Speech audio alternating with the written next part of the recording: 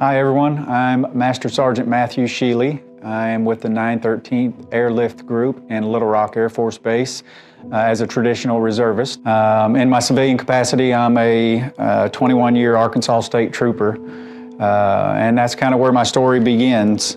I was a Marine at the time when I met my wife online. I flew to Dallas, Texas, where she was a college student, and began our courtship from there. I got out of the Marines and went home to be a trooper in August of 2000, and a couple of years later, was finally able to marry this woman of my dreams once she graduated college from Texas. I brought her to Arkansas. 55 days after we got married, the Arkansas State Police dispatched me to a two-vehicle crash. When I arrived on the scene, I found my wife mangled up in a car, still alive. I spent 45 minutes in the car, laying in the car with her while they worked to free her from the debris. Ultimately, before we were able to get her out of the car, she died in my hands waiting on the helicopter to arrive. It was the lowest of the low for me. It was a time that I'd like to forget. Unfortunately, I will never forget it. The things that followed for me after this loss was depression, of course, the loss of a loved one.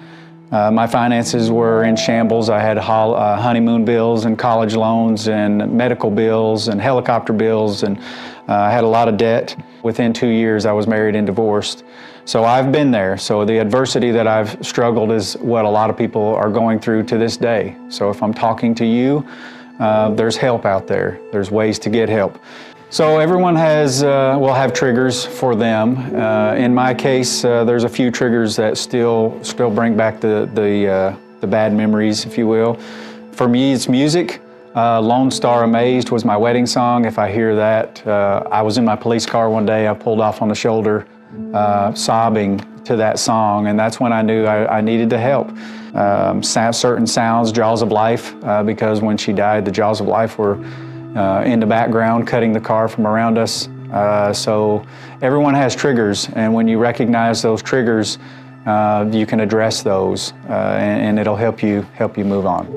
My downfall and where I struggled the most was I waited 5 years to get the help. I did not seek the help because I was a male, I was a Marine, and I was a state trooper. None of those things at that time, especially, were conducive for asking for help. I did not want to look or appear weak, so I marched on. 5 years later, I woke up one night in tears and realized that I needed some help. And for me, the help was a Google search for officers that were struggling with a loss like I had suffered. I met a guy by the name of Bobby Smith in Springfield, Missouri, who had been through similar circumstances. And had I not spent an entire day with him and learned how to deal with some of my issues, I don't know where I will be today. One incident that has really told me that I'm helping folks is this text message attached. Will kind of give you an overview of a airman that I helped as a first sergeant. I was spending a lot of time with him and trying to get him on the road of recovery. This is why resiliency is so important, and this is one of the reasons that I work so hard to get my story out. That is my goal, is to say if I'm speaking to you, then you probably could use a little help. For you, that may be the form of going to a first sergeant, that may be going to a trusted friend or a relative, or even doing a Google search like I did and finding help. There are lots of resources, and there's no shame in getting that help. Probably would not be where I am today in both careers if I had not got the help when I needed it the most. Just remember, for everyone out there, just remember, bad things happen to good people every day. It's how you respond to those bad things that happen in your life that are important.